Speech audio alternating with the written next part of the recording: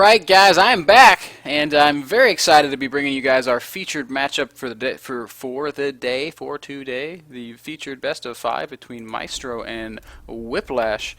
I am stoked to see these games. This is a best of 5 set, and it is going to be awesome. I have been told that these are some of the most exciting games ever played since the release of StarCraft 2. I'm embellishing maybe just a little, but they're supposed to be quite good, so I cannot wait to get into them.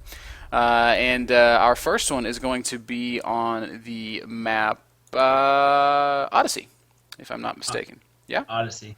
All right. So, Jack, since this is the featured match of the day, can you tell me anything about these two players?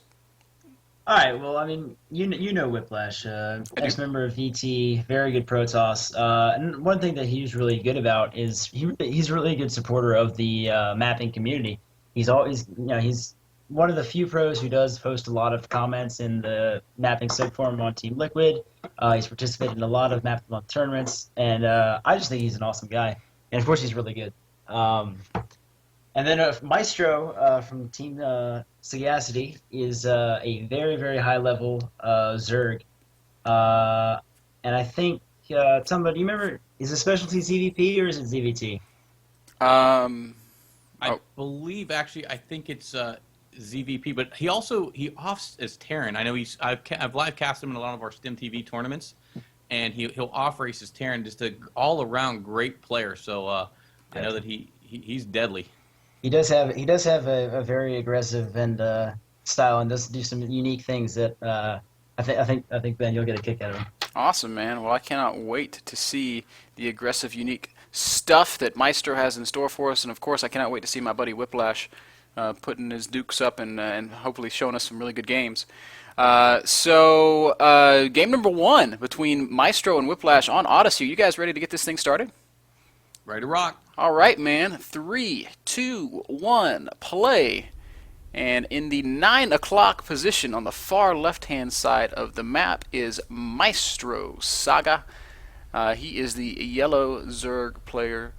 We see the good luck, have fun, GG come out of Whiplash, and the U2 from Mr. Maestro. Whiplash, of course, over here on the right-hand side of the screen, spawning as the Teal Protoss. And I'm excited about seeing how Odyssey plays out, because I looked at it at first and I was like, I'm not sure I like this map. But then I looked at it a little bit more and I'm starting to feel like it's kind of cool. I'm a little concerned for a Protoss player. I'm not really sure how he's supposed to secure his third base, because it does have 2 very, very accessible entrances that I do not think he can just wall with gateways and stuff. And I think taking and securing a third will be tough for him. Yep. But I gotta absolutely take my hat off to Whiplash, who's opting for a fast expansion. I love it. This is, in my opinion, the strongest way to open against Zerg. If you can secure your fast expand, you're going to be in a great position moving into the mid game. It reminds me of Complexity Gaming's RSVP, as in an interview recently said, really the only way to open against Zerg right now, forge, fast, expand, when the map obviously dictates. So, as you said, very safe opening. And there goes that forge. Of course, that early pylon down indicative of the forge, fast, expand. But I got to talk about Team Sagacity just for a second, as I have had the pleasure of casting. You know, it is a team up on the rise. They've got a lot of great players, and they all have such wonderful attitudes in gaming, which a lot of time you don't see. Never see them BM or anything of that sort. They're not into the drama. They just want to play the game. So I'm looking forward to really watching Maestro here. Yeah, Validity Saga is one of the better players that I've ever seen Great play. player. He's just killer. And I know that I think Day 9's done some stuff on him. He is fantastic. And I'm excited to see Maestro, because I mean these Saga guys, they seem to be showing up in a lot of these online events, and I haven't really seen them win any just yet, but they're always doing very well. Yep.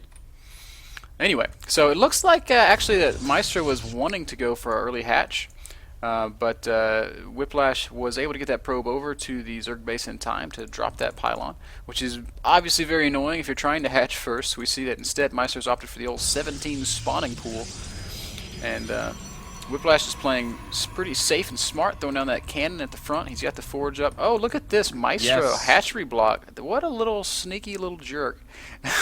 Yeah. Yes. If you can't take the hatchery at home, may as well plant one down at your enemy's natural. Yeah, So, I'll be pretty good to work completely on. honest. I don't think this is always the most cost-effective thing to do, especially when the first Protoss cannon facilitates, you know, what we see happening here. But wow, the cancel into a second hatchery is cute as well. So Maestro just kind of basically stalling as long as he can. Oh, and Whiplash being a jerk as well, dropping a gateway into the natural. This reminds me of Venom. This has got Venom written all over it. You've got the old pylon gateway in the natural. Can be irritating to deal with, to say the least. Yeah, absolutely. So Whiplash finally going to be able to get his Nexus started. His Nexus will start well before the expansion of Maestro. So I think Whip's going to be very happy with that. There are Lings out now, though, so they will be able to deal with the gateway and the pylon here, I assume. They are right now. They're just kind of parked on the ramp for Maestro. I would think that he'd probably want to take care of those buildings in his natural, because he's going to want to get that expansion up as soon as he can. Oh, nope, never mind. He's just going to take his third. And I think what we're going to see happening here is Maestro is taking that third base as his second base, and as soon as he cleans up this natural, he's going to take that as well. I think if I may be so bold as to make a prediction. Third as second, second as third, then, and we'll be on 3 base either way. So at that point, obviously, strengthen the economy as we're going to head into the mid game here without too many clashes. We saw that little proxy hatch shenanigan go down. Yeah, that was cute. And look at this. Whiplash is actually completely walled off his front. And Maestro sees it. He's got the Overlord right there. This should tell him right away that Whiplash isn't planning any kind of gateway shenanigans. I would be thinking Stargate immediately upon seeing that. And look at that. Whiplash throws down a Stargate just as I say it. Yeah, well, it can be another thing about Stargate. Not necessarily tech that you have to hide. You know, it's not going to be like with DTs where you're going to have to hide that dark shrine. It's not the end of the world if it is spotted. However, all you know, element of surprise always better. But I think Maestro will be more than ready. Yes, agreed. We got Whiplash just trying to micro this Zealot into a corner so that the Lings can't kill all these guys. Like, this is the friendliest Zealot Zergling pair I've ever seen in my life. These guys are just like hanging out. Zealot's like, sup, and Ling's like, oh, not much. Check the Zelnaga Tower. Yeah, you've got that whole thing. They're just kind of shaking hands over there. Yeah, man. Zealot even jockeying forward, taking a couple pokes, and the Ling's just kind of chilling. This is so cool. Maestro's trying to be cost effective here. He could kill that Zealot if he just attacked, but he doesn't want to waste units carelessly. That's just such a hallmark of a good player. Just being is unit retention. Unit retention is so important. And so I mean, this Zealot's just going to kind of chill here, probably forever. Oh no, he's going to run home. And Maestro actually, oh no, speed's done. So oh, poor Zealot, he's dead. Whiplash, of course, is going to be kicking himself immediately for that little blunder. Oh no, he's going to work himself into a corner here. Whiplash as well, being very cute with his micro and doing a good job of retaining units as best he can.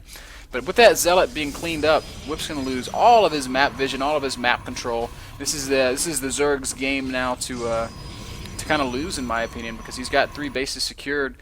He has to. I mean, I would think that he has to be expecting Stargate, given the way that Whip's fully walled himself in here. Absolutely, and as you say that, Void Ray on the way, obviously. Now, ideally, you want to get this Void Ray out to deny the third, which essentially is already up in the second, or in the natural, I should say. So it's going to be interesting to see how this shakes out. As you said, you know, Zerg really have to rely on what they see to scout, because they don't. It's not like they have scans. It's not like they have observers. So they got to really get their information based upon the units they see. Yeah, yes, I agree. It looks like Maestro's going to be A-okay here, though. He's got 2 queens down in that third base. That Void Ray. Oh, Whiplash being a little bit careless there, losing the Void Ray. That's actually a really big deal. That Void Ray is really critical in just just kind of keeping map control and kind of keeping the Zerg player honest. You know, like, the Zerg player can't be super greedy with that Void Ray out on the map, because like if he took a fast fourth, the Void Ray would just kill it. But look at what's going on here in Whiplash's base. He's made that 1 Void Ray and he's thrown down 6 gateways. So he's gonna just 6 gate behind this. 6 gate push very strong. Of course, 6 gate blink stalker can be greatly effective, as you mentioned, with unit retention, but we're going to see exactly what Whiplash comes up with as he destroys his own Psy-Core there to move out. Yeah, I almost have to really question this move from Whip, though. He's given Zerg so much time. Zerg's sitting on, well, only 51 drones. Wow.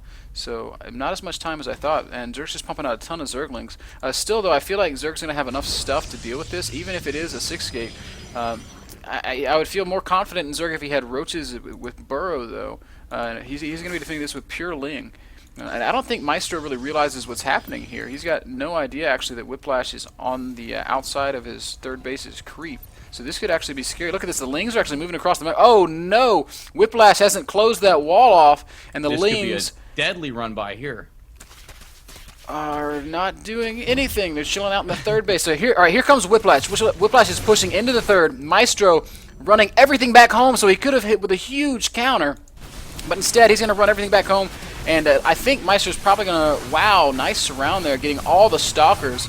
But with these extra Lings, yeah, look at this, man. This is why, you know, Stargate into 6-gate is not the best, you know, because you lose all that time. What is the strength of 6-gate? The strength of 6-gate is the timing. It comes at a time when Zerg wants to be droning. If you go Stargate into 6-gate, you've allowed Zerg to drone, and now he's saturated on 2-3 bases and ready to just produce units on a whim. So I really feel like maybe that was a little bit of a misstep by Whiplash, but he's certainly not out of this game. He's got these 2 secured bases. He's he's been very close in probes for the most part. Look at this. Now he's transitioning back into double Stargate. And yeah, he's going into Phoenix now. I got to question this too as well. It's like he can't pick away and stick to it. As you said, one of the things with 6-gate is for that timing, you want to get up, you know, Twilight Council, want to research Blink. That would be your prototypical style of play. However, I think that Whiplash was a little thrown there. And like, as you said, a bit of a misstep. So we're going to see if he can't go ahead and do some work with these, these Phoenix, maybe supply block them. Against standard Zerg play like Roach and Fester, I would agree with you saying that these Phoenixes are a misstep. But I think what Whiplash has done is actually quite ingenious. He's recognized this mass Ling, and he's thinking, okay, Zerg's going to go Muta. And as you can see, Zerg is going Muta. So Whiplash has read that perfectly, and he's going to have double Stargate Phoenix coming out to deal with it. The real question here is going to be, can he get enough double Stargate Phoenix out to do? Oh no, Whiplash critically losing all of his sentries, leaving them in a whole position at the tower. He's got to be kicking himself for that move. All that gas wasted, all that investment gone. And as you said, Mutas are on the field now. That Muta cloud getting more and more dangerous. Of course, 12 on the field currently. Harvester count about the same, but we're going to see the engagement here. As you said, those Phoenix paying for themselves now. Yeah, this Phoenix is really doing a great job of shutting down the Muta play. Those Mutas can't run away. They need to just turn and fight. They'll never escape the Phoenixes. The Phoenixes are actually faster, and they can shoot constantly. So a little bit of a bummer here for Maestro. I don't want to see him continuing with this Muta play. I don't think it's going to work out for him. He is droning kind of hard and starting to make some Corruptors here. So Corruptors could change things a little bit. Whiplash picking up a Queen in the third base, but not really able to do any additional harass because there are a lot of Spore Crawlers around the map. And look at this big counter into the third. And this is going to shut down the Nexus for Whiplash. It's actually a really big bummer. The fact that he lost all those units in the middle of the map is really hurting him right now. If he had those sentries... You called it with this third. Very hard. Going to be very hard for him to go ahead and maintain this third. However, look at those. Ingenious Phoenix, as you called them, come in. Going to go ahead and clean up a lot of those Mutas. Now Phoenix is being forced to lift Zerglings. I guess it's better than nothing, but this is not really what you want to have when it comes to fighting Zerglings. Whiplash is going to be able to kind of hold here, but I do feel like it's going to continue to be a struggle for Whip as his third base is kind of far from the natural, and man, that's kind of funny. The Zergling blood is splattered on the Nexus from them being lifted. That's kind of cute. Anyway, gonna want to wash that off for morale's sake. Don't want to see new units warping in, seeing blood everywhere. Not a good sign in your own base. But you know what? You made the point. I got to touch on it again because obviously this is map of the month. So if you're a Protoss on this map, you may want to favor its strong 2-base timing, simply because, as you said and was just illustrated, that third's so hard to kind of hold, even after going ahead and repelling the initial 2 attacks. And I see some Banelings. Yeah, I'm really impressed with Maestro's transitioning here. He's gone Mass Ling into Ling Muta into adding Corruptors for the Phoenixes into Banelings. And this Baneling attack is going to be pretty freaking awesome, man. I don't see this natural surviving against all these Banelings. Phoenix is nicely lifting up the Banes, though. Oh, and some great force fields by Whiplash. And oh, unfortunately, he's one force field shy. And now he's got no more sentries. These force fields in the third will eventually expire. But wow, such excellent control there by Whiplash. Very, very well controlled. Lifting up all those Banelings, dealing with the Corruptors as well. And, you know, we said holding this third would be difficult, but Whiplash has shown us that with good control, it's possible. Yeah, but you know what? He's making it look easy. What he is doing is by no means easy. You need stellar control to do that, not taking anything away from Whiplash, of course. hanging on, if only barely, as you can see, trying to get his cannons powered back up.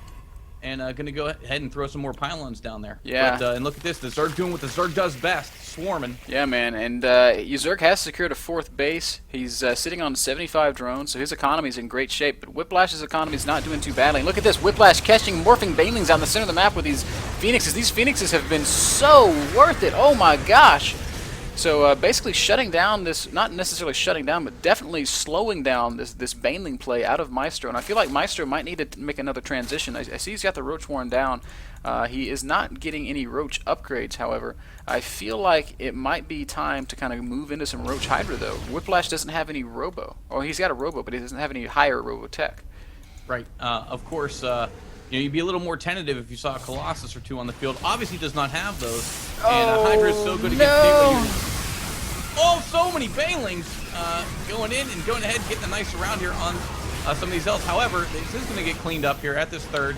Man. And I think he's proving me wrong here in 2 instances. 1, the Phoenix paying off, and 2, man, look at him defending this 3rd, and easier each time. And you know what? You're right. Maestro, obviously looking good on economy, has a macro hatch down, is going to go ahead and... Oh, and as I say that, trying to put up a 4th. Yeah, Whiplash getting very bold. Working very hard to get that macro going. He's playing so well. I'm so impressed with his control. Those last second force fields in the 3rd base were so critical in keeping the majority of his army alive, zoning out all those Banelings. Look at this, Phoenix is going heads up with Corruptors. You don't see that every day, but Whiplash does have the numbers for it. And he's also got +1 air attack, which makes these Phoenixes oh so much better. Another big Baneling attack coming into the 4th base now of Whiplash, and I feel like I don't think there's any defending this one. No. Charge! Seems like he is going to lose. Although Zealots would charge, trying to do whatever they can. Although the Lings do have a full surround, no cannons down. He will lose that Nexus. Yeah. Bummer there for Whiplash, but he is putting up a hell of a fight. I feel like he probably needs to just kind of fall back and consolidate a little bit. I think if he would just kind of retain some of his army and let his numbers grow a bit, that he would have a better chance of finally kind of ebbing the flow of this constant Zerg swarm. Look at that, Archon's coming out now. I like that choice. These Archons are going to do extremely well against Zerglings. They soak up so many hits from Banelings also. So the Archon switch, I'm loving it. And it looks like Whiplash just wants to transition all the way into Charge Lot Archon, and I think that's really, really clever given what he's playing against. Archon's great against Banelings, great against Zerglings. Charge Lot's great against Zerglings as well. And Hydra's coming out now from Maestro. I'm not sure that I approve of that transition, especially with Zealot Archon on the field. Yeah, and as you said, Archon's good at soaking up damage as well as going ahead and frying those Lings. So, but you're right though. He does need to sort of ball up and retain units because, as you see, supply tells it all. It's sort of been slipping there a little bit for Whiplash. It's 107 to 162. Now, it's not a horrible thing to have Zerg ahead of you on supply. It doesn't dictate a loss necessarily. But being down 50 supply is a bummer. It's a bummer, for sure. At that point, it starts to be, you have to make something happen. And again, though, hats off to Whiplash. Wonderful control. Just going ahead and putting an exhibition here. And look at this. He's going to try and take this 4th again. I love it. Yeah, I think this is the right move. He's got to secure this 4th eventually. His main's mined out. His natural is thinning. And even his 3rd is not going to be around forever. But great sense from Maestro. Yeah, Maestro all over it. Absolutely all over it. Zealot Archon is going to probably... Oh, and Storm's done as well. That's fantastic. Oh, so many Hydras. This could actually be a big problem. The Storm got wasted on the Lings. Archons are so good against biological units, though. Wow.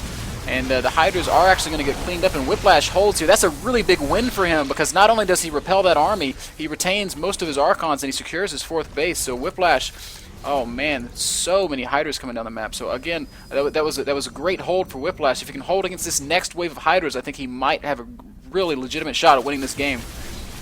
Absolutely, and you can see Maestro taking another base himself, taking that whole right side of the map, the whole north side of the map. But Storm's going down, grab lifting a Queen now. Archon's doing work, Charge Lot's doing work. Forced to tuck tail and run away here. These Hydras are bugging out. Man, Whiplash is playing so incredibly well. The supply is finally evening up here. Whiplash even taking a supply lead for a little bit.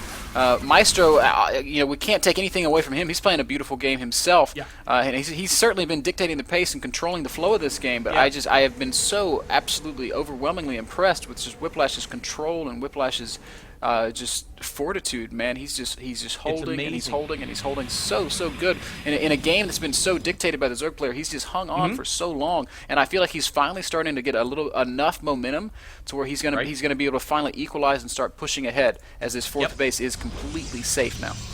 Absolutely. I feel like he wants to capture the initiative so bad. You know, he defended that third so well, and that was a step in his giddy up, and then he went ahead, and now he's adding to his swagger, if you will, as he gets his fourth down and defended. And I feel like he just wants to capture that initiative and really take it to the Zerg. And you know, what a great matchup. Yeah, both these guys macroing so well at 150 supply, and both of them down below 100 minerals and gas. Well, Zerg's got a little bit of excess gas, which makes me feel like maybe he should think about a bit of an investor transition, perhaps, or even go out up to Hive Tech. That's absolutely. He's going to need some Hive Tech if he's going to deal with a maxed charge lot Archon army. And Whiplash is actually kind of far from max at the moment. But I give him 2-3 minutes. He's gonna be closing in on that. I think we're gonna see an attack at the high yield too. Here we go. A charge lot's coming in. Gonna take that a solo roach out. That spine crawler shouldn't last too long against those guys. Yeah, and a couple drones will die before Lings get over here to finally clean this up. Not a super successful attack, but it keeps Zerg honest, and yes. more importantly, it takes the pressure off of Whiplash. If Whiplash is attacking, and if Zerg is defending, well, then Whiplash doesn't have to defend himself. So that's good for Whip. It's great. Like we said, he's starting to take back some of that initiative. So I want to see him continuing to build on that. He's starting to establish some momentum, and I love it. Look at this. He even sees the roaches and immediately starts producing immortals. He's playing such a great game. Dark Shrine going down as well. I love this choice. DTs are so strong in the late game. And man, I feel like I'm giving Whip so much love here. I gotta give some to Maestro as well. He's playing a beautiful game. He's macroing excellently. His upgrades are doing fine. His hive is on the way, and he's going to be playing Hydra, Roach, Ling, Baneling, which is not something you see every day. He's also got drop completed, and he's got.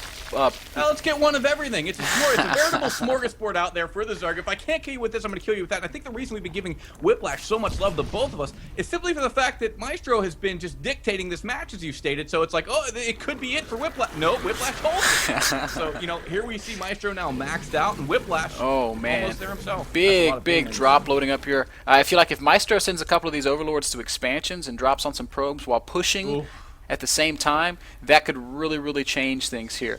But look at this, Whiplash closing in on a max of his own. It's going to be extremely difficult for any Zerg army to deal with a maxed Protoss ball that looks anything like what we're seeing out of Whiplash here with High Templars, Storms, Archons, Immortals, Stalkers, Zealots, and a great surround and an amazing drop right on the center of the Protoss army. So I felt like Whiplash had a greatly superior force, but that is just awesome positioning there from Zerg. And wow, awesome positioning there from Zerg, and Protoss just rolls right through it. Holy smokes, Archons are so good. Zerg going to try to come down and deny this gold base, but I don't think he can do it, man. Look at this, Whiplash moving up 160 supply to 100. I feel like this game's finally swinging for the first time into absolute favor of the Protoss. Absolutely, as we said, you could kind of feel it. You could kind of feel he was going defending, but inching up on him. And right when I said, listen, he needs to do something now or he's in trouble because there's about a 50 supply deficit, that's right when he acted and went ahead, got on his horse, charged over there, and did take the initiative. What a seesaw battle, phenomenal game.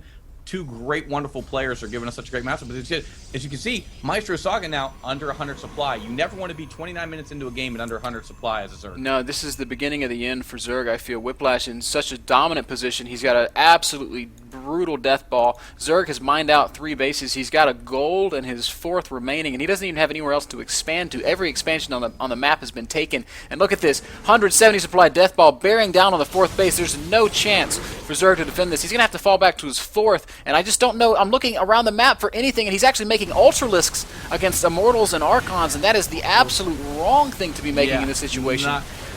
And wow, that 4th base just disintegrating.